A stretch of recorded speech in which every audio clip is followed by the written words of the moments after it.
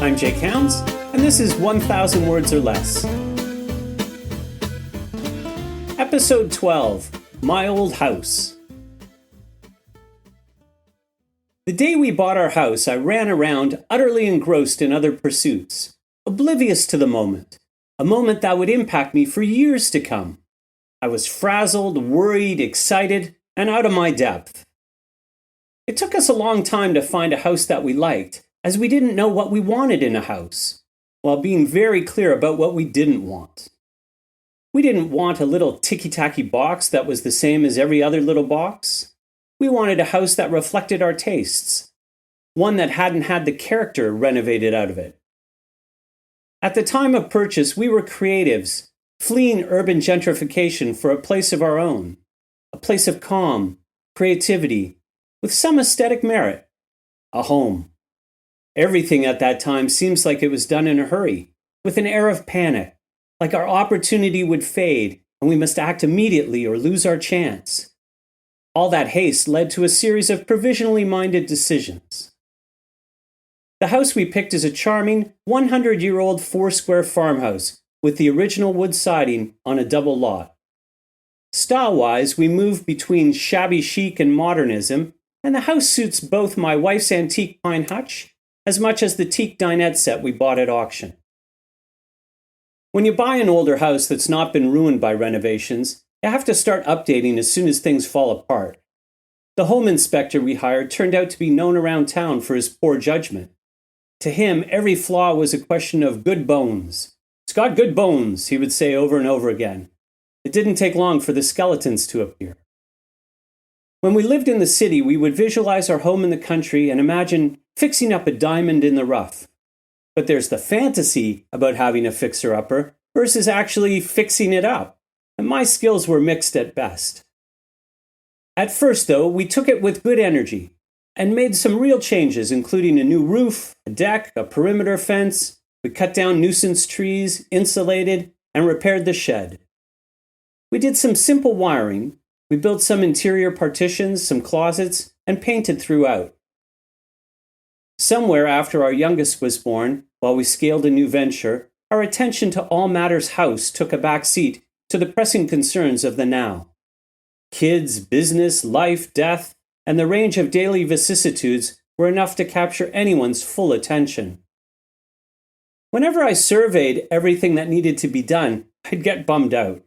I was ready to leave it all behind for more space, more land, more finished frontiers. Meanwhile, the gutters need cleaning, the house needs painting, new windows, all of what a flipper would do. But that would neutralize everything charming we love about our house.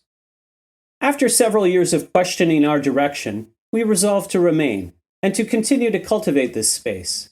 Once that decision was made, the list of to-do got longer, but the sense of continuity with our experience here grew deeper. Despite everything that needs to be repaired, there's never a day when I dislike my house.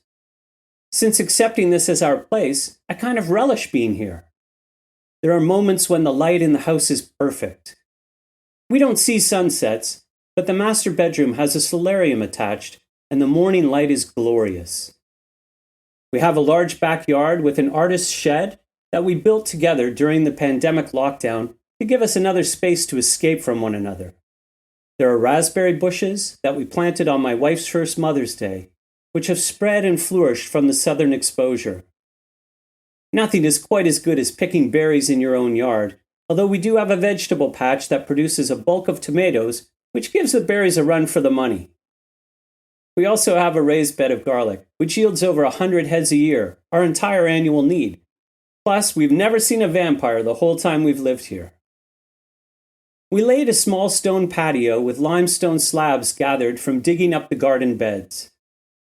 We have 2 feeders that provide sustenance to a wide range of birds all year long, including families of cardinals and blue jays.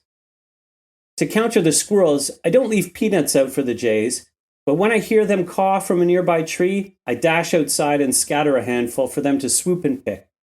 Beyond the wonderful spaces, and the ones that need work, truly the most precious moments of my life have all happened in this house.